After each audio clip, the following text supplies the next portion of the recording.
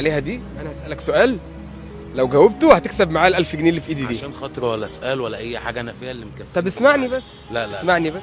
انا فيها اللي مكفيني. انت بتقول متجوز بقالك كام سنه؟ 5 سنين. وعدد اصابع الانسان في اليد بتبقى كام صابع؟ 5. اهو اجابه صحيحه. الف مبروك، كسبت 1000 جنيه. معلش حقك عليا، معلش.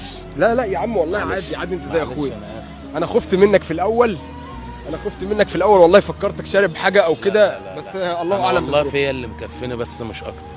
طيب ام عبده، بعد اذنك لو انت بتتفرجي على الفيديو ده، انا جوزك ده انا شفته قاعد، ربنا اللي عالم بحالته.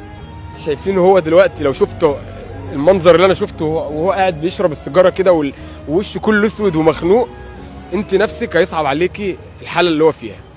معلش، استحملتي معاه 5 سنين، كنت مبسوطه معاه لما كانت ظروفه حلوه، عشان بس شهرين 3 حصل له دروب في حياته تقولي له طلقني